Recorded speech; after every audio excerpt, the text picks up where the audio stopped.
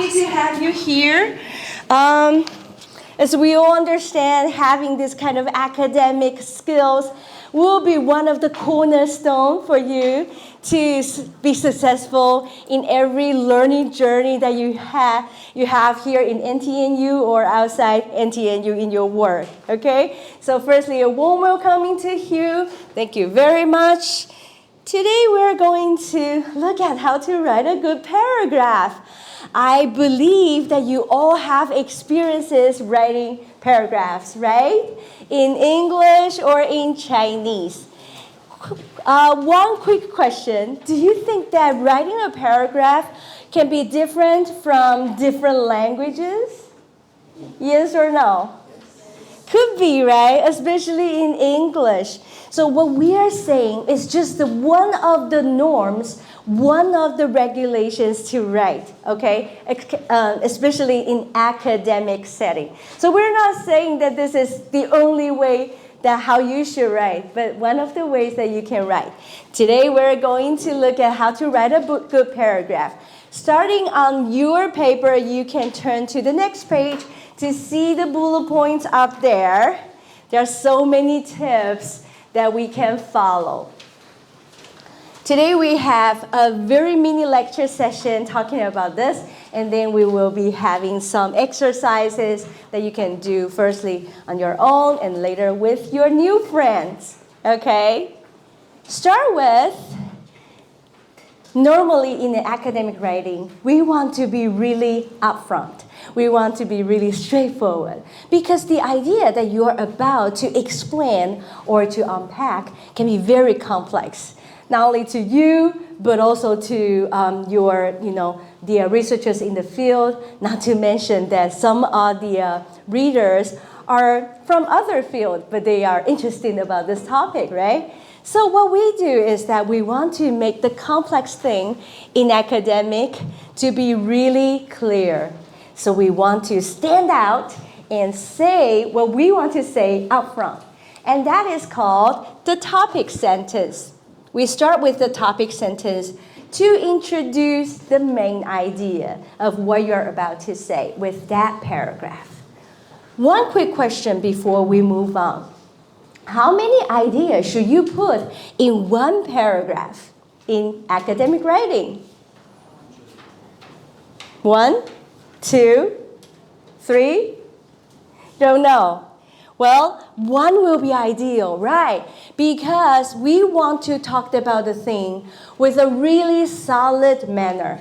So simply 1 point may seem to be very lonely here, but actually it's not. Because you're not just providing a topic sentence without giving ample, or let's say sufficient, examples or evidences so that people could really be persuaded by you. As we all understand that the academic writing also is called as arguments. You're actually having your position, right, on something, right? You take your stand on something, so you want to bring that up front. That is the reason why. And then with that, you have examples or, evidences that people say, I kind of feel like I understand what is going on here, especially for the examples that actually resonate to my own experiences. Could be like that, right? And then you do one more thing to wrap it up. So with the coming part is the supporting details. So you go with details, those are evidence, examples, or maybe explanations about how you unpack the idea or how you expand the idea.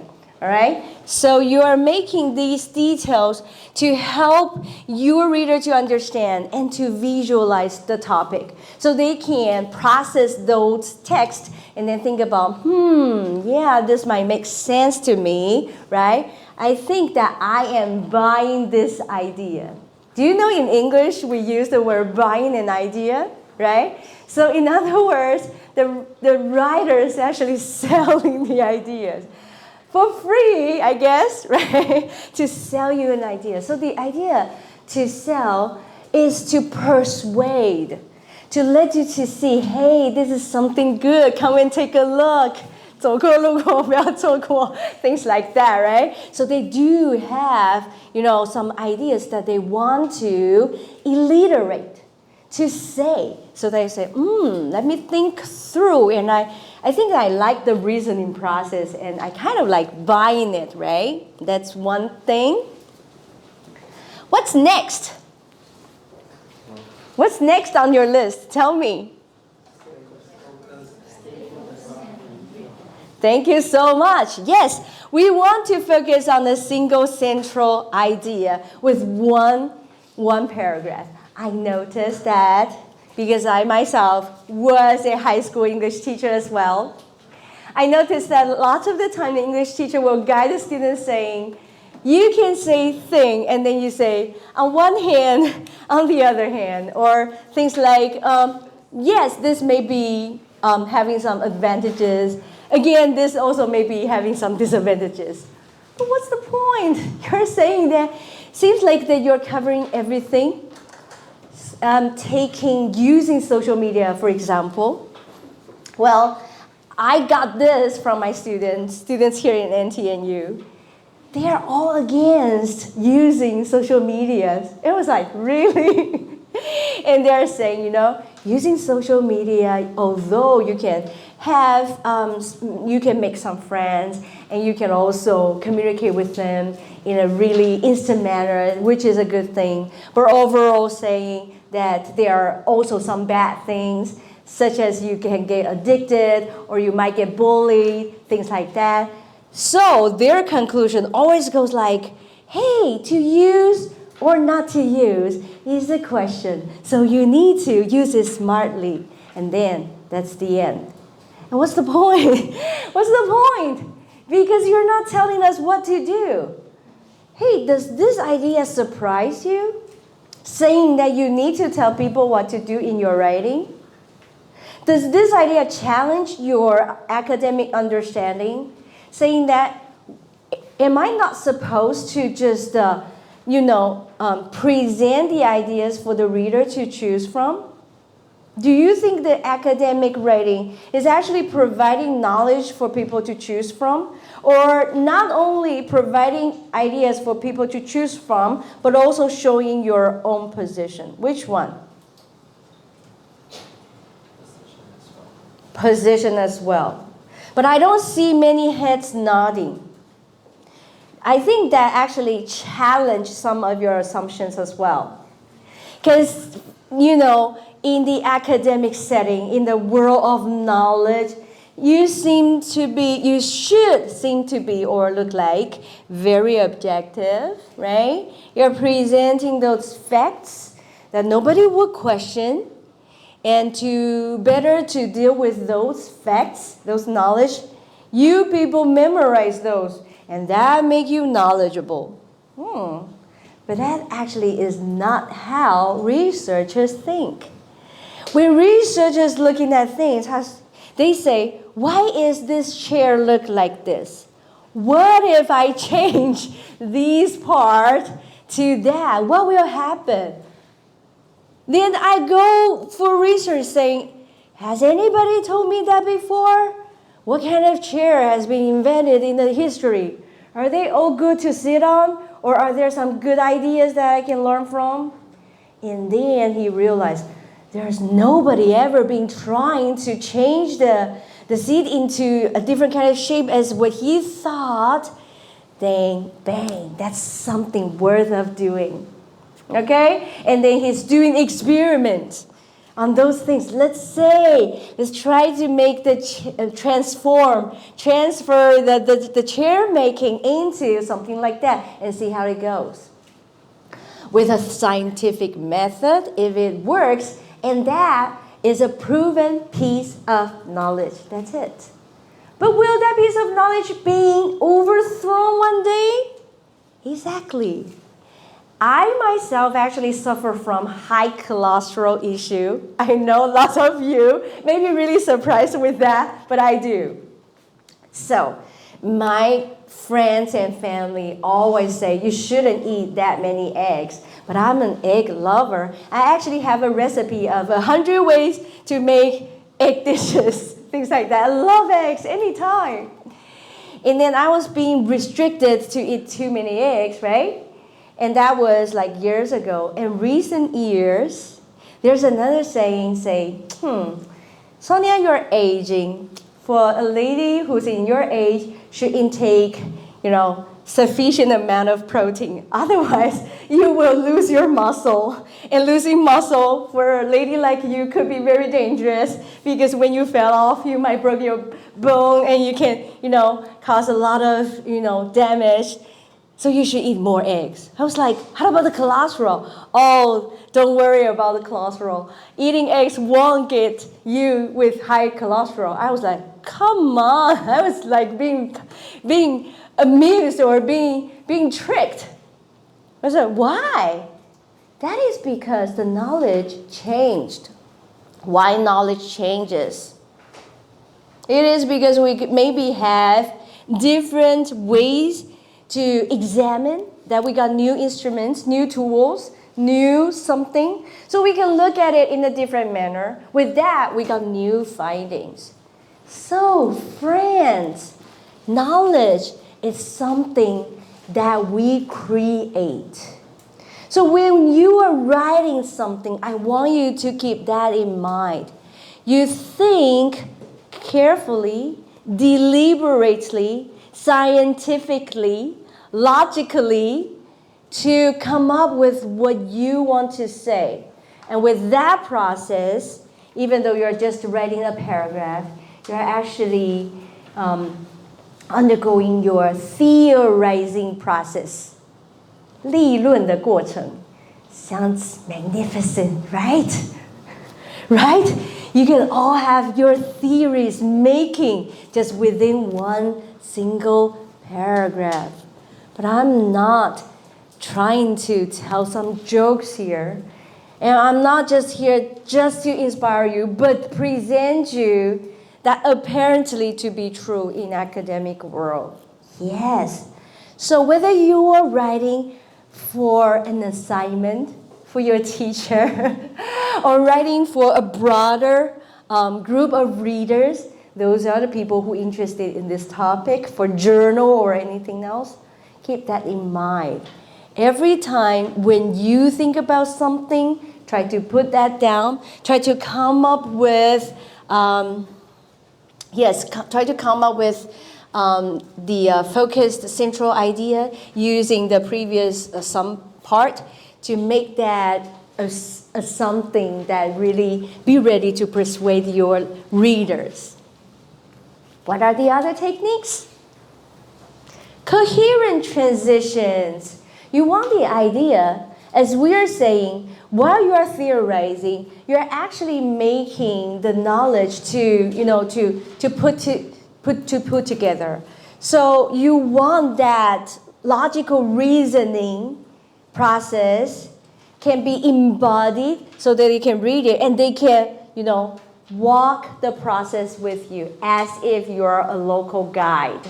Okay? So what you want to do is that you want to guide them smoothly, just like a very experienced tour guide, as a very experienced local people who grew up here for entire life and know every details here and show your visitor, right?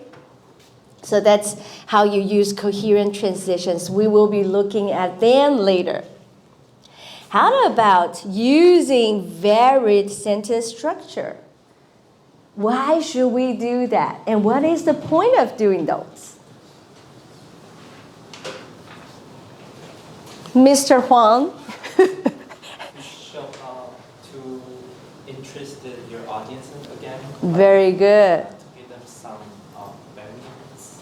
Very good. Sometimes reading can be just one thing without interaction.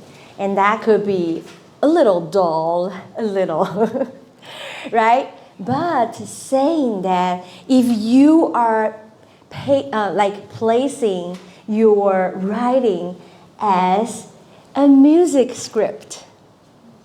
So they're like having some tune, melodies, but with some like punctuation, like sometimes you got some pause, right? You got some 休止符, things like that. And then that will surprise people, right? Or you give them some accent, some, accellando, or some crescendo, things like that. Well, when they are getting in, the first time, the second time, the third time, they will start to unpack the rhythmic that you have, the rhythms that you have, the rhythmic that you created in the reading, and they will find some pure joy simply by reading your work. And that is something that we can work on as well. Evidence and examples, those can be facts, statistics, real-life examples. Add on the credibility. Right, credentials.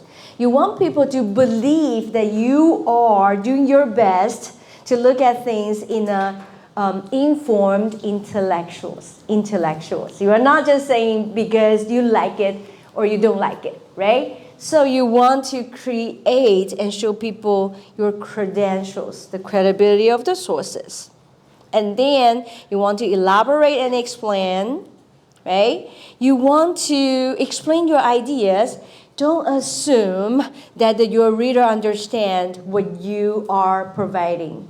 Well, this happens to me a lot when I got my students writing. When I read their reading, I was like, so what about it? Because that sentence seems to stop there without saying more. But I'm assume that they think that you're the professor. You know everything about this subject. Supposedly you understand what I'm saying. But you know what?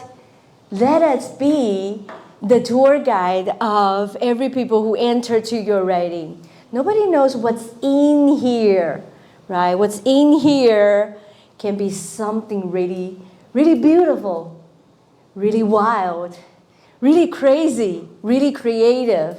Can be anything, right? You know what? I think the best part of reading is to find somebody who interpret or who demonstrate their experiences in a very different way, yet show the understanding that you had in your past experiences. And you're like, oh my, I've been there, but how come that he could address things like that? You'll be amazed. And I think that's the art, and that is the purpose of reading. You are actually finding commonality between you and the writer. All right. And then you want to maintain a logical flow because right? So you want to talk about the consequences or the sequence. That makes sense. You don't want to jump over here and there. Sometimes when you are making a list with 3 items, you may want to think a way to arrange them. Chronological manner is always a good way, right? The first, the thing that happened the first, the second, or you start from the latest to the oldest, right? Like this is the way that you present your CV. You started from the latest, and then you go through the oldest, right? The outdated ones to prove that your journey or the significance, right? This is the most important thing because people tend to have their first focus, saying that we got 4 dimensions. You always remember the first and the second. And the third, you're like, what is that? And then you open the book, right? So you always want to put the significance on the first and the second spot. So that is the way, how you arrange them in a logical flow. Understand? So there are lots of the ways that you can do, but you think it through. What make it logical? Okay, what does it make sense? Avoid redundancy and repetition. I understand that sometimes it can be really appealing to come up with a lot of words, especially when you are being requested with a word count. When I was a master's student with my graduate program, my first master, every time my advisor meets me, he said, How many pages do you have now? How many pages? How many pages? He's always looking at how many more words that I've been created. And I was so pressured, stressed at that time. But I have to say, you don't need to do that in order to do that, so to repeat yourself. That make yourself look like not as the age that you're in, like the age that I'm in as a mom, being as a nagger, and then repeat myself every day. You don't have to do that, and don't do that in academic writing. Okay, that's not wise. And then you want to conclude, to wrap it up, because people tend to, when they are first time in this, let's say a garden, they are exploring every places, but all of a sudden they were like, where am I? Right? They're kind of like lost somewhere. So give them something to say, hey, this is for you, you're here, and you're good to go. You got this, right? The conclusion, the recap part, and you're good to go. Okay? Revise and edit is always smart if you feel like to. Let's take a look at the example. Okay, so every example of a well-written paragraph, means a good one, consists of some parts. Topic sentence, supporting details, and concluding sentence. Let's take a look at that together. The topic sentence goes, online learning has become increasingly popular in recent years due to its flexibility and accessibility. So that is the topic sentence here. If the topic sentence happened to be the sentence in this academic writing, it's called thesis statement. Thesis statement. Look at how the structure goes here. Firstly, it said it's been very increasingly popular. That means more and more people, population, right? Popular, population. More and more people are aware of that or are using them. They are accepting them or they are kind of like recognizing them. When they recognize that, they may talk about the good or bad. We don't know. But popular could be something that being accepted. In recent years, so there is a time frame that actually provides the limitation. You're not talking about the history of online learning, but you're just talking about a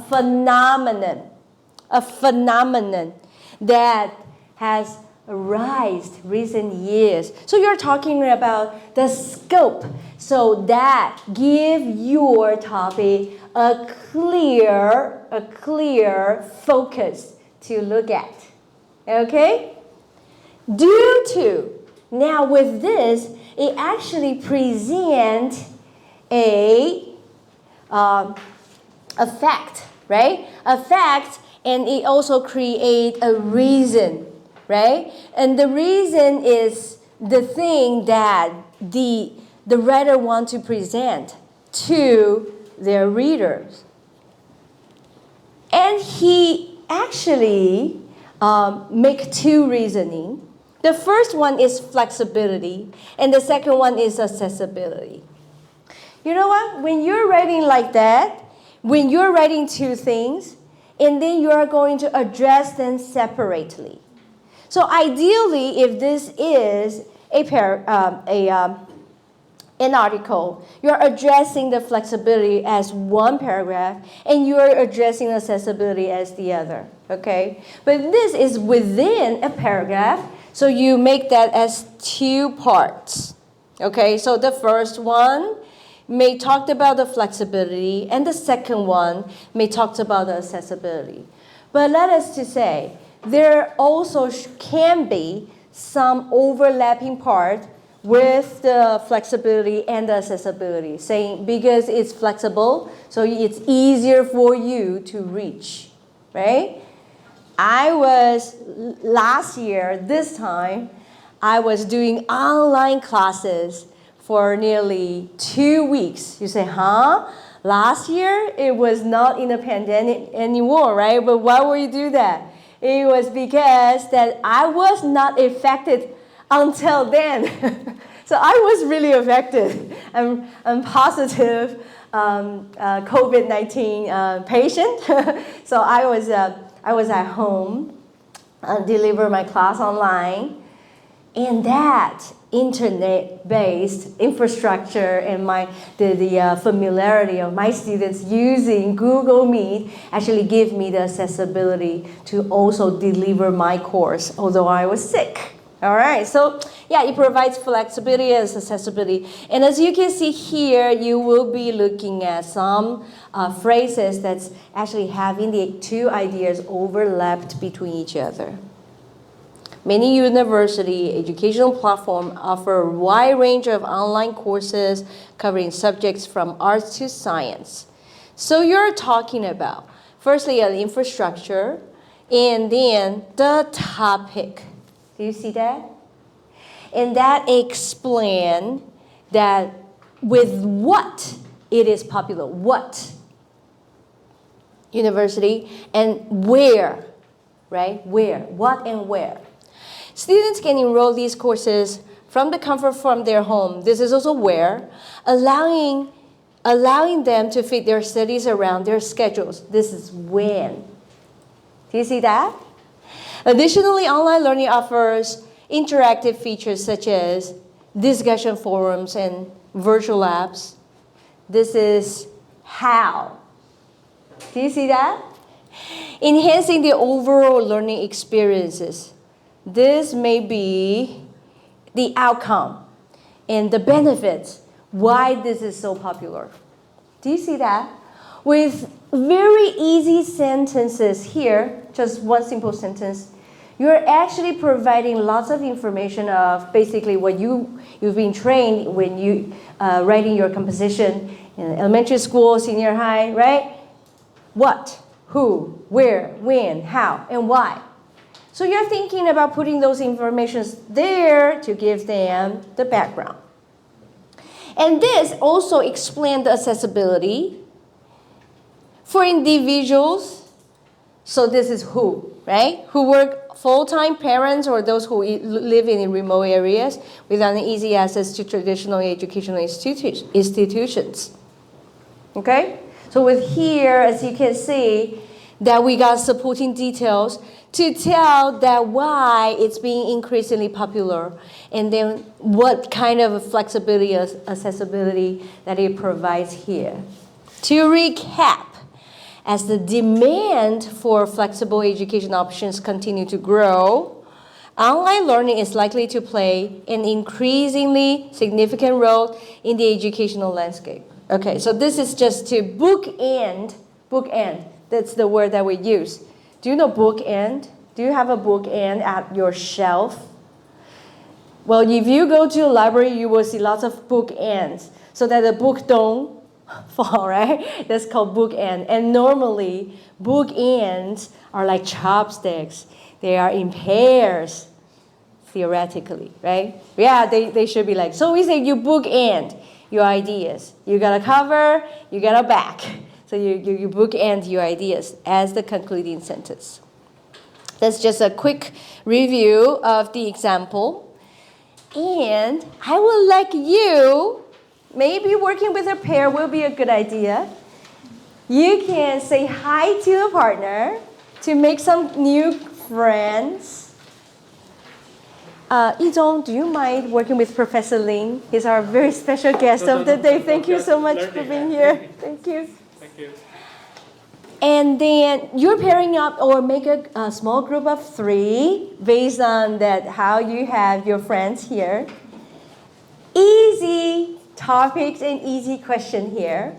So what I want you to do is to reshuffle, to rearrange, and make this paragraph make sense using the order of topic, sentence, supporting details, and conclusion.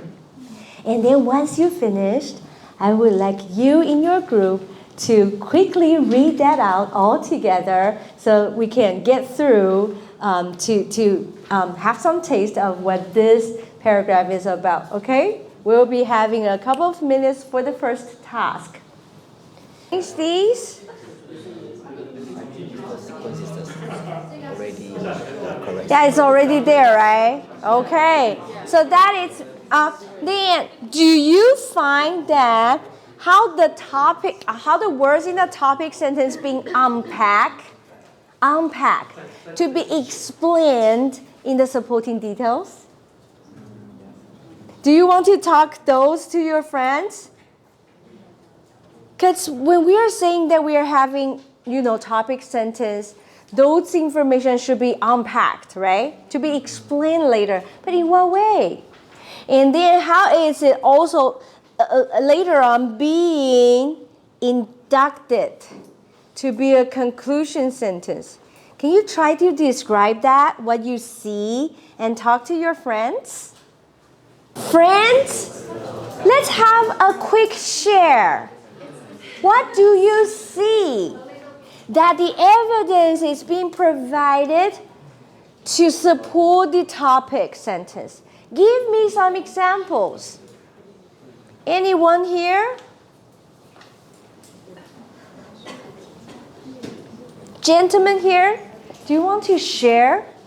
Okay, so actually the part B is the elaboration for the topic sentence. Elaboration. I love the word elaboration.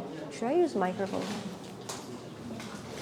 So the verb usage in the sentence paragraph is also linked to connect with the topic sentence. For example, topic sentence mentioned about a form of expression. So the second part also use express and convey.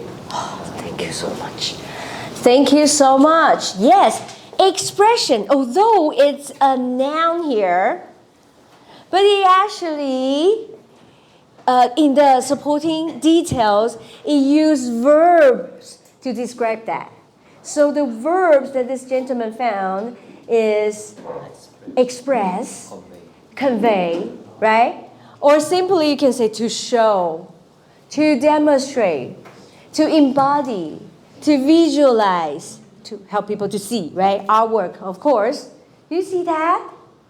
Do you see that how the supporting details unpack the topic sentence?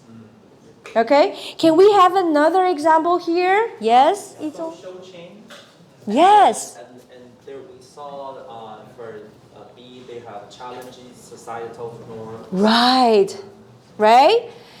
When we are talking about social change, there are lots of things that are being changed, right? So, like there are some societal norms.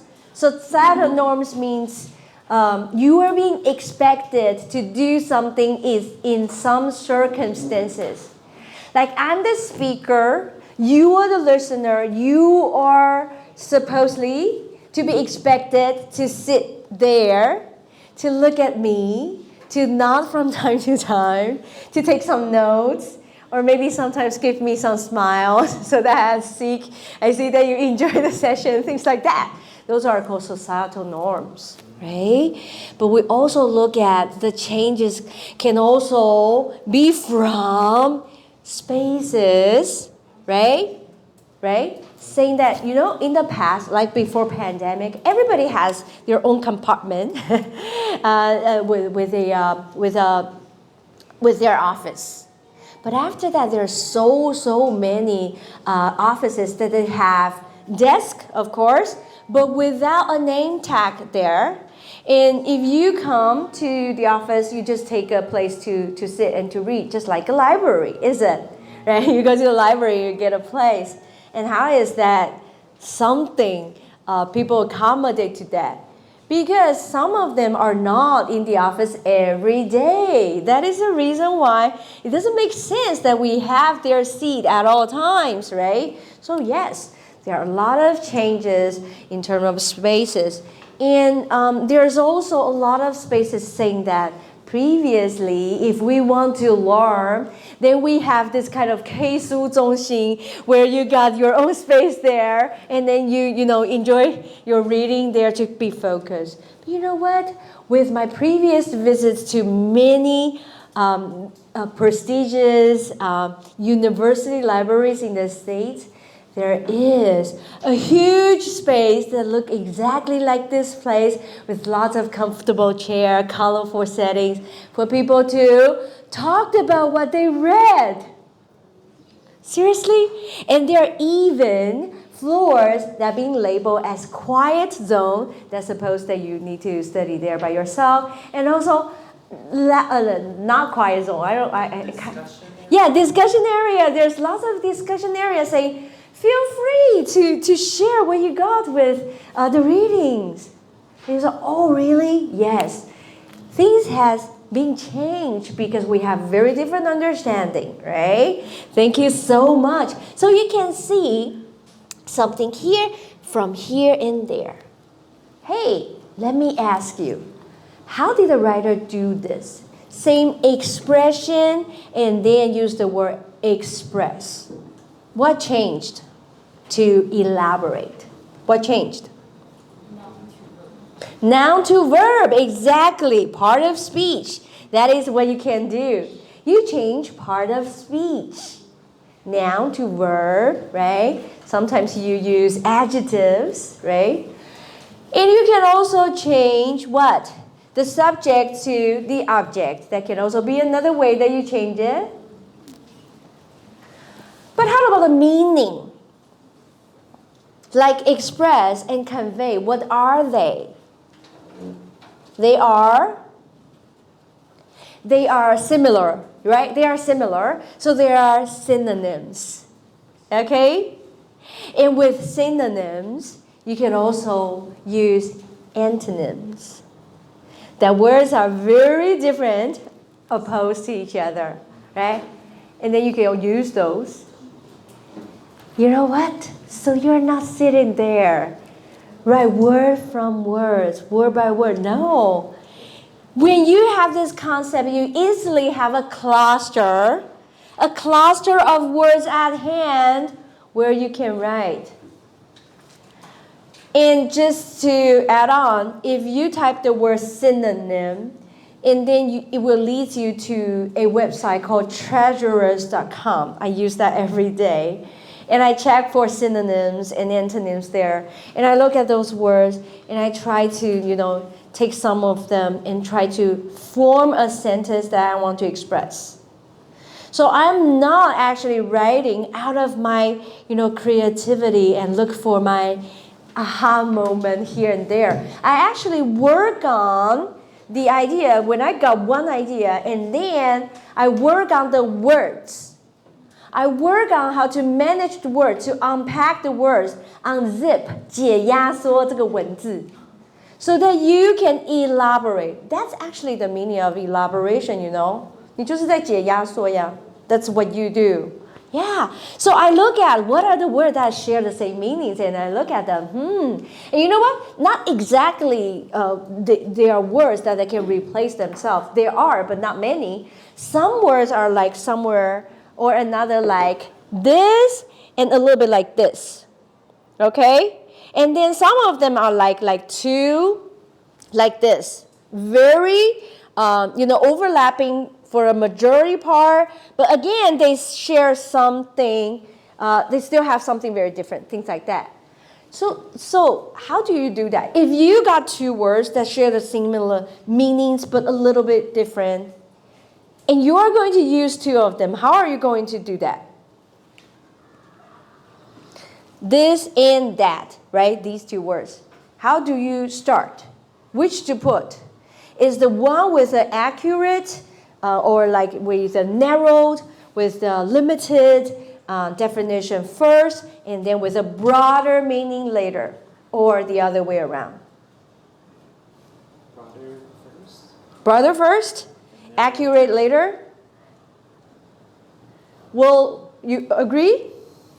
No? The other way around? Broader later.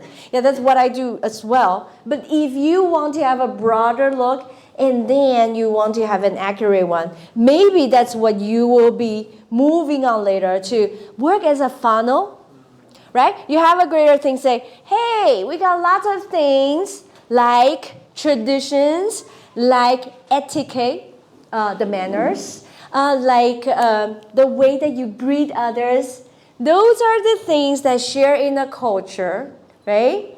Dun, dun, dun, dun, dun, dun, dun. And then you funneled, and then you string, and then those are called social norms. If that is the way, that is something that you can do, right? That is also something you can do. That's an inductive way to do it, like deductive way to do it. All right. That is the first one. And then do you realize that there are something here in the conclusion part? You find it that go back to the previous thought, or book and the instruction, the topic sentence. Do you find anything there?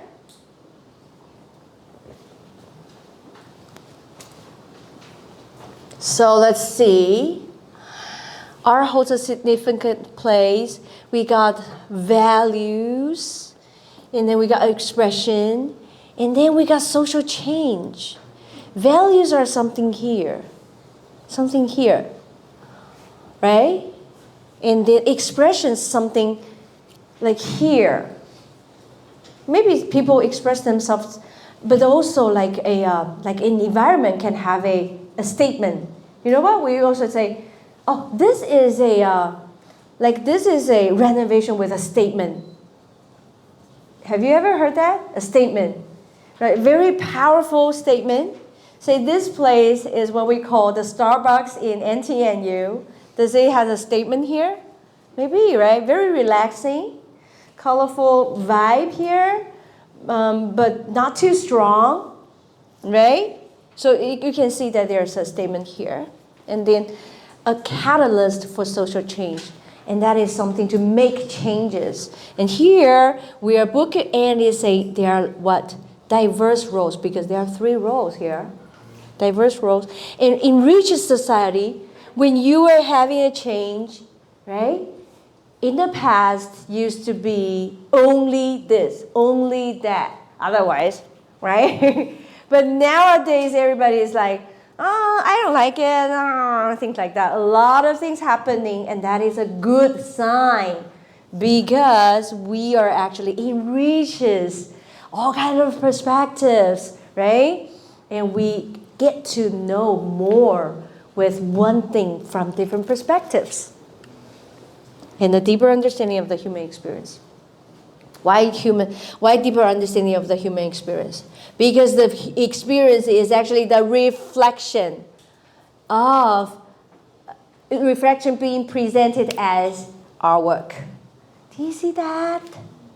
All right. So that is how you write a great paragraph. So I started with a structure, but I get you in and out with the word choice. That you can see that there's a word family here that shares something that could help you a lot while you're writing. You are not just writing from scratch. You're not just writing word by word. I had a lot of students' paper presented to me with the first paragraph, and they have a parenthesis saying that 151 words. And then with the second paragraph, it says 361 words. My students are counting those words like those buns. 好像在数馒头一样，就是一直数那些字 to meet my word counts. No, don't do that. When you get an idea, okay, try to expand that idea using this method. All right? What time do I have? 10 minutes? All right. I want to walk you through with what's being presented to you so that you can save this for your later use. Topic down below is another exercise that you can do. Again, if you got many colored pen, please do so. Try to link the connection between those words and then pick up some ideas from there. Okay, the topic is about social media and relationships. I hope that you find it interesting. Let's go down. Actually, I have a more, okay, I got answers here, so you can actually take a look there. That's for your own use. Okay, here. The worksheet today It's also designed as a self-used purpose, which means that if you go back and you sit down from the letter I wrote you, you can go through the whole process again. That is the purpose. That is the reason why I didn't use PPT, because sometimes I found myself, when I look at the PPT again, I was like, what exactly did she say? I can't remember what is this part. I was like, there's some parts missing. And I think that if it's something that I really would like to leave it to you, it's something that you can use it as a compact idea. So that is the reason why it looks like this. But it also being presented as a controlled, guided, and to open method. So firstly is I gave you an example. Do you still remember that? And the activity that we were doing is a guided activity. First I asked you, did you arrange that? I said, it's easy because it is the order, right? And then I give you something to look at. And then, you can see that this very simple activity can, unpack something great. And then I'm inviting you to come up with something that you can use, a topic to form a paragraph, okay? So what I want you to think about is to describe the importance of the time management, and then you might come up firstly with a topic sentence. You can do this strategically. When you are doing topic sentence, you can also bookend your topic sentence. That is a way of doing. But you can also, when you are doing your topic sentence, you're actually gathering a lot of idea here. A lot of things here. And then you come up with something that can be a topic sentence. So it's the other way around. You can use any approach to make this happen. Doesn't have to start with only topic sentence together. Understand what I'm talking? Because you got Word, that's your good friend. You are not writing on 稿纸, right? As where I was from, I started writing on my 稿纸, 每次写错我就舍不得，我就是给他乱写，把它写完，把一张稿纸写完。No, we can't do that now, right? You can edit them for sure, right? So you got this task, and you also have the other tasks down below, task 2. And I also provided you some of the possible ideas for your inspiration. So I want you to think about if you have time, and then you can also feel free to let me know how you done with your own attempt. Let us know. We're always here. This is Center for Academic Literacy, and we also share the resources from this center with Resource Center for English as Medium of Instruction. That is the reason why we have 2 audiences today. Okay, so lastly is actually the way that I wrap up today's part to you with my congratulations letter. This is also an approach that I use with my students. In each and every module that I deliver in my class, I'd always start with a warm welcome letter and wrap up with a shout out to them. I want to use this approach to give them some soft approach to recap what we learned today. And it is because that I ask my students to preview and review my class, my lesson, so that when they are reading this, they are actually having some time with me so that they can actually, use their own pace in their own space to think about the whole thing again. So that is the explanation of why I'm doing this to you. So I hope that you can also go back and pick up the experiences my students to feel what it's like by reading the letter and have some time to recap today's part. Do we have anything that we want to quickly discuss about, or something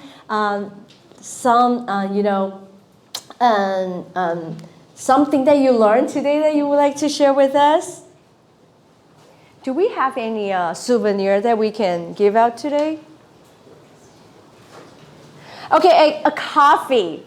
a coffee capsule that you can enjoy it today or sometime later. The machine's here, but you need to take the coffee capsule here to come back. I actually have a question. Oh, yes, please. It's more like a personal opinion. As an instructor of academic writing to higher, like university students, do you think the Confucius kind of philosophy in our educational system from K to 12 kind of influenced them a lot? So it's hard for them to make argument, choose side, to be neutral. So then it's sort of contradicted to this, like we want them to be able to have a statement, to choose side, to be like, having an argument. Yeah. Is that like... Do you find that statement true to you? So you're kind of like scared to stand out? I think the answer is pretty obvious. Whenever I'm asking questions, say, who likes it? Nobody raise hand. Who doesn't like it? Nobody raise hand. And yeah, it's like, it's always like this. I think the answer is very obvious, right? And we tend to like have a statement that the knowledge is out there, and the knowledge is not something that you should challenge, because it will be later on be used to be tested. If we don't have a correct answer, and if we have answers that just for argument, then that will be very chaotic. Yes, so K to 12 teachers say, no, we don't want that. Unless the grammar of that school is very different, then I would say, yeah, it is very likely that they develop a process or a learning experience that they get to think. By the time that they get to think, they get to demonstrate how they think the process, and then they get to debate on different ideas, so that we can claim that the elephant we saw is probably a part of an elephant, and all together, only when that we contribute our perspective can we make the everybody's perspective as a whole, as an understanding as a whole. So although we are arguing, but that is just the gesture that we try so hard to contribute ourselves, not to fight. Okay? We want to tell everybody what I see. This is just what I see. But I am not hesitating to share what I saw to every one of you. And that is my contribution in this academic field. All right? So we're not just using this. So argument is actually share a very different meaning as argue with some people. You're arguing with your younger brother again. No, not that kind of arguing, right? But argument here that we have here is that you take a stance from where I look at it, right? So again, we are very modest.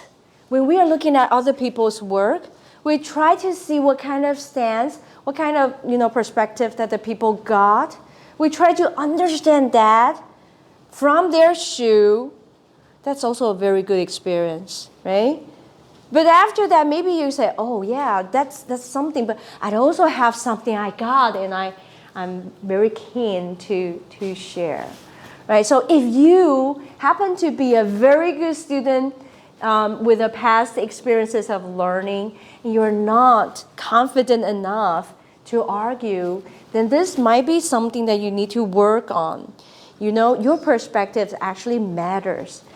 Who have the most interest to know what you are thinking of? Your teacher. Amuse them. Entertain them. Otherwise, their life is miserable, right? Show them what you got, right? Think clearly. And while you're thinking, you actually get to look at the things so clearly, so closely.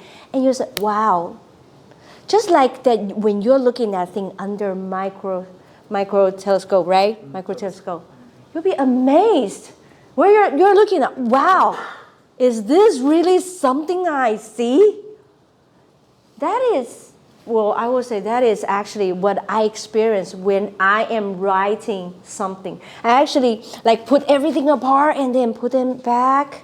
And with that process, like 分子料理 or something, I don't know. With that process, I get to look at the thing in a very different manner. Oh, how come I never thought of that, right? And then although with those sleepless nights, with those writing, I feel so alive.